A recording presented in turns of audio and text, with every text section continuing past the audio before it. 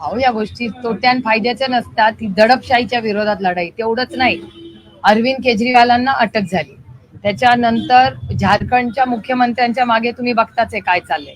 त्यानंतर कन्निमोळी तामिळनाडू त्यांच्या केसेस उघडल्या आहेत. महुआ मोहित्रांच्या विरोधात आता त्यांच्याकडे काही रेट झाल्यात असंच तुमच्या चॅनलवर आलं. त्यामुळे या सगळ्या गोष्टी ज्या होत आहेत ह्या प्रचंड अस्वस्थ करणार आहेत. एकीकडे दुष्काळ, एकीकडे अरविंद केजरीवालांची अटक, तिसरीकडे कोणाची तरी रेट चालली आहे. आणि त्या इलेक्टोरल बॉन्डचं काय झालं?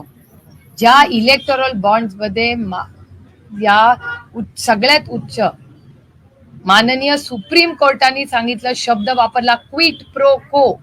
मेगा नावाची जी इन्फ्रास्ट्रक्चरची कंपनी आहे त्याच्या पैशाचं पुढे काय झालं ते म्हणजे मी बोलू नये असं. खरं तर आपल्या सुसंस्कृत लोकांमध्ये तो शब्दही वापरणं चुकीचं आहे. मी दिलगिरी व्यक्त करूनच शब्द, पण जुगार जो अतिशय वाईट आहे त्या जुगाराच्या कंपनीतून ज्या पद्धतीने, ज्या कंपनीचा टर्नओव्हर 500 कोटी रुपये आहे, त्यांनी 1300 कोटी रुपयाचे बॉन्ड्स घेतले.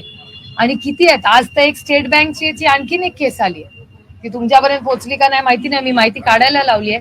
स्टेट बँक ऑफ इंडियानी काहीतरी बॉन्ड्स दिलेत का काही कागद दिलेत, त्याच्यात ते त्यांनी परत मागितलेत. आता मी त्याची माहिती मी आता त्याच्यावर बोलणार नाही, 2 तासांनी सांगू शकेन तुम्हाला. पण असं जर स्टेट बँक करणार असेल, क्विट प्रो को हा माझा शब्द नाही, क्विट प्रो को हा माननीय सुप्रीम कोर्टाचा शब्द आहे. त्यांनी सांगितलंय क्विट प्रो को. कुणाला किती म्हणजे मेघाला नक्की कुठला कॉन्ट्रॅक्ट मिळाला, कुठले रस्ते मिळाले, त्यांनी इलेक्टोरल बॉन्ड कुणाचे घेतले, कुणाला ते दिले. ती दुसरी जी कंपनी आहे जी चुकीचं कामं करत होती ती 500 कोटीचा टर्नओव्हर 1300. मग हे इलेक्टोरल बॉन्डचं नक्की आहे काय याची माहिती आम्हाला कळली पाहिजे, देशाला कळली पाहिजे. आणि माझं म्हणणं आहे सगळ्या पक्षांची विचारा, फक्त भारतीय जनता पक्षाने आमची पण लावा, सगळ्यांची इन्क्वायरी लावा. कळू तर दे कुणाला, दूध का दूध पाणी का पाणी होऊन जाऊ दे एकदाच, इस्पार या उस्पार, पण देशाला कळलंच पाहिजे. ठळक घडामोडींसाठी देशोन्नती न्यूज चॅनलला सबस्क्राईब करा आणि बेल आयकॉन प्रेस करा.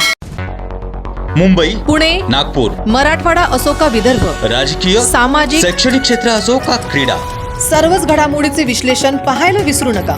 फक्त देशोन्नती न्यूजवर.